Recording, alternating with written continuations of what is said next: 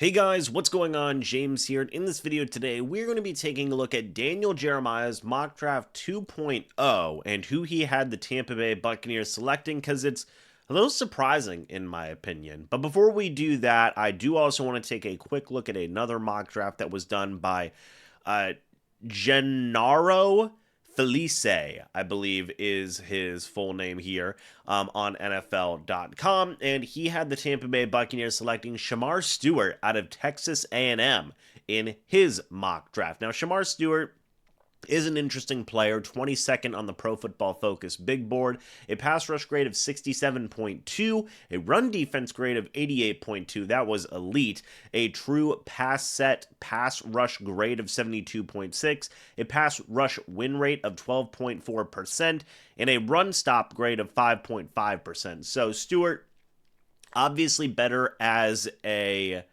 run stopper than a pass rusher, so to speak. 6'6", 290 pounds, big type of player, right? He played 117 snaps this past season over an offensive tackle, 371 snaps outside of the offensive tackle, 8 in the A gap, 22 in the B gap. Coming out of Texas A&M, not a bad school at all, in my opinion. And Shamar Stewart is a interesting player.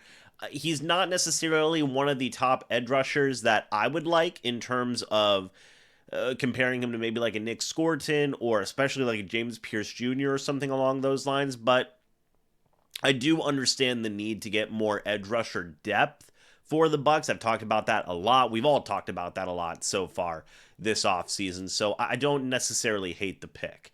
But going back to Daniel Jeremiah's mock draft, his mock draft 2.0, I've talked about it before. Daniel Jeremiah is super locked in, right? He had the Tampa Bay Buccaneers going with Tateroa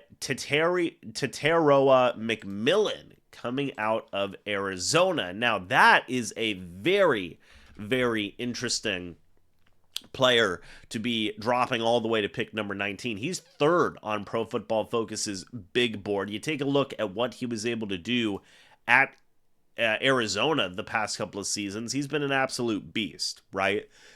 An overall grade of 84.8 this past season, a receiving grade of 85.8. That was elite.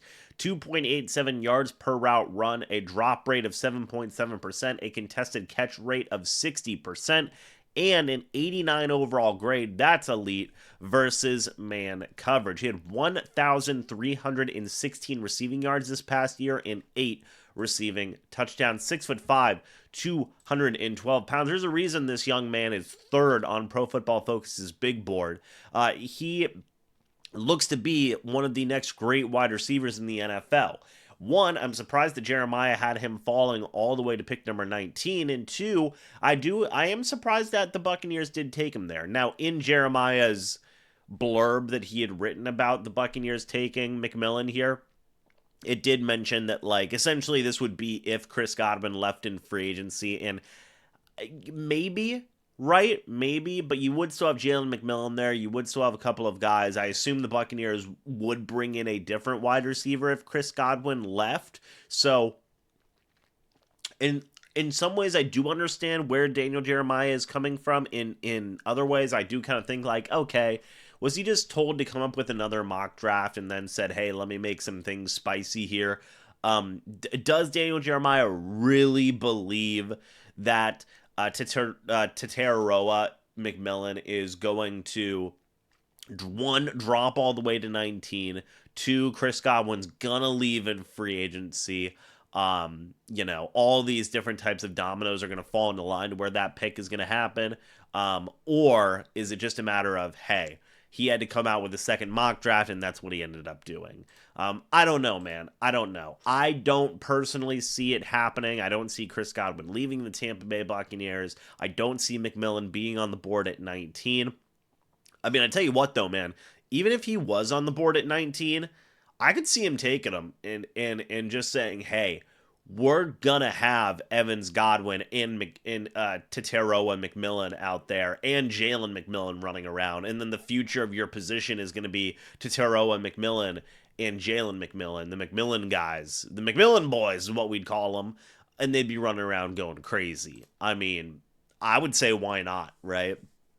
But what do you guys think about Daniel Jeremiah's mock draft 2.0? What do you think about Gennaro Felice's mock draft that I talked about as well, where he had them taking Shamar Stewart? Let me know your guys' thoughts and opinions about this down in the comments section below. I'd love to hear it. Guys, thanks so much for watching this video. Hope you all enjoyed. As always, guys, I'll see you all in the next video or the next live stream. But until then, and as always, guys, goodbye for now, and go Bucs.